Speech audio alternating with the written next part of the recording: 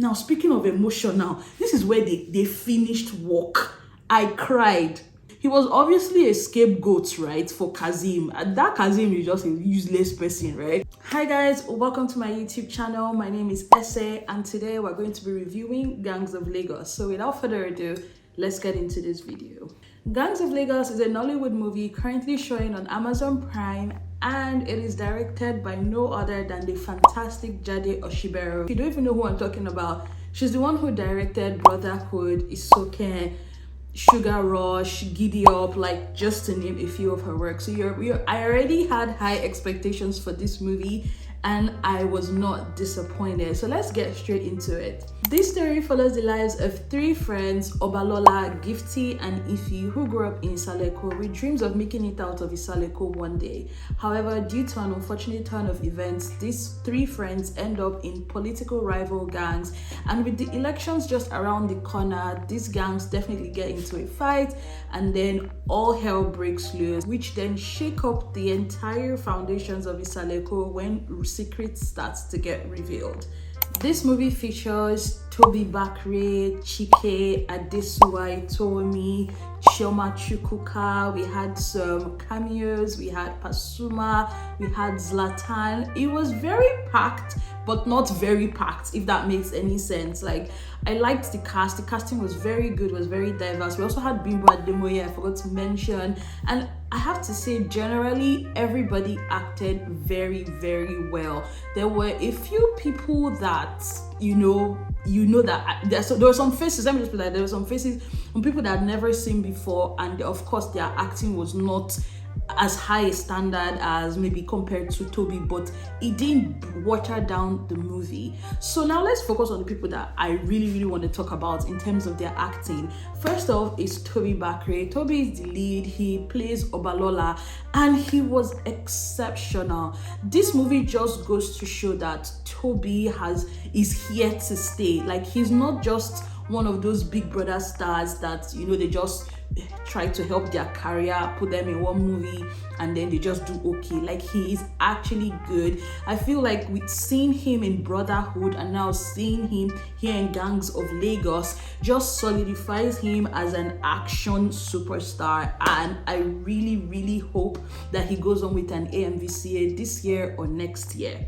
Another person that stood out so well, so good, even better than Tobi in my opinion, is Olarotimi Fakunle, who plays Kazim. So Kazim is the ultimate bad guy in this movie, and I have to say, Olarotimi did so well. Oh my god, that man can act. I've actually seen him before in Ajoche. If you're someone who has DSTV and you watch all those African magic dramas, he's in Ajoche, and that was the first time I saw him. And now just seeing him again here, from one small DSTV show to now being, one of the lead characters here, and just pulling off this character Kazim so well, I have to hand him his flowers. For me, he was actually my top actor in this entire movie. He actually embodied that bad man vibes from start to finish, and you could see the progression of his wickedness, even from when he was a boy to when he now became Eleni, or what they call them. You could just, I loved it so much. His acting was so believable. Even his delivery of the action scenes, beautiful. Another person that I want to commend is Chike as well. Chike played Ifi, and he did it so well. Ifi was supposed to be like this very timid person, I just want to make my music and go. Of course, Chike can sing, so I'm guessing that's why they casted him, but irrespective of that, I think he played his role very well. Now to the ladies. I don't think the ladies carried their weight as much as the men did. And one person in particular I want to talk about is Adesua. Adesua is a phenomenal actress. However, I just felt like this role wasn't meant for her. Actually, I felt like she and Bimbo Ademoye should have swapped roles. Bimbo was playing Tenny, who's supposed to be like the one that the father is. Tenny is Kazim's daughter, and he's basically just shielding her from that ghetto life, right? And she's gone abroad, she's come back, she's the love interest of Tobi's character, Obalola. I just felt like that role would have suited Adesua better. Adesua was one of the gang members, Gift, or Gifty. And I don't know, it was just not believable. Even she speaking Yoruba did not do it for me. It's not like her accent was off or anything. It wasn't just hitting the spot, right? So for me, that's how I felt. I felt like Bimbo Ademoye would have brought that ghetto energy to it way better than Adesua did. But overall, I think they both did well. For me, the woman that really did it for me in this movie was Chioma Chukwuka. She didn't have too many scenes, but the scenes that she had were very, very lovely to watch. She made me smile. Just seeing her in the market just took me back to those days when I would go to Akbongbon, to buy something.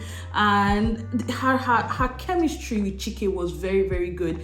And even the part where Chike died eventually, the way she was crying and wailing, oh my god, she actually got me in my feels. And for that, I just want to give her a round of applause. Aside from the incredible acting, what made this movie exceptional is the fact that the storytelling, the cinematography, and the action scenes, the costume, the makeup, the lighting, everything together just took this movie to a whole new realm, right? There's Nollywood movie and then there's Gangs of Lagos. The way they told the story was very good. I like the fact that they took us to the very beginning. We saw the child actors play Obalola, Gifty, and Ife, and they actually casted those kids very well, because the girl actually looks like Adesua, which I think they did so well on. I like that. And another thing I also liked about the movie is that the intro scene where, the kids tried to rob this woman in traffic was so good. And I keep saying it, when you're making a movie, that first few seconds is like your hook, right? I'm the kind of person, I'm a lazy watcher these days, right? When I'm watching a movie, if you're not hooking me within the first 10-15 minutes, I'm done. This one, they hooked me right from scene one. I loved it. It was very captivating. I also like the fact that they didn't just show the kids for like 2 seconds or maybe 1 or 2 scenes. They actually let them act out a few scenes before they then moved on to when they were adults. And I really, really like that. That's very good storytelling. It wasn't dragged on for too long, but they helped us understand and see where the children were coming from. It's different from what we saw in Brotherhood. If you've seen Brotherhood, they just made us believe that these two brothers were angry at each other, and they didn't really show us their childhood per se. They just said it, they didn't show it. Here we see the opposite. You can see the bond between the 3 friends, how they grew up together, their dreams and all of that. It was very, very beautiful to watch. Even the betrayal, a lot of things happened in this movie, and I felt like no part left me hanging. I didn't see any gaps. I watched it, I stewed on it, and I didn't think there was anything I could have done any better to make this movie better than what it was. Like I said, the cinematography, the way they shot the movie was very beautiful. The color grading, I love. And I can't speak too much on the music because there was nothing memorable about it, but I like the fact that it wasn't distracting. The music wasn't distracting. Overall, I thought the storytelling, cinematography, and all the other technical bits was excellent. Now the part I've been waiting for is the noteworthy scenes or my action scenes. See, this movie is an action movie, right? So I have to say, in short, I'm giving them a standing ovation even though I'm sitting down for how amazing the action scenes were. My god, the action scenes were so believable, guys. Like, mind blown. Like, this was Hollywood quality. See, they had two times the gangs fought, right? And those 2 times, those scenes, it was gory, it was bloody, it was believable. The fight, oh my god. See, at some point I had to close my eyes because I couldn't watch it. I was just like, too much blood. But it was nice. It was very good. Or is it the scene where Gifty and Obalola goes to like this uncompleted building? I think Kazim sent them to go and capture one of his traitors. See Tobi's fighting scene. Oh my god, I loved it. See, I was living for those fight scenes, yeah. But like, see, let's leave fight scene here. Let's go to another scene that was very striking. Kazim is a madman.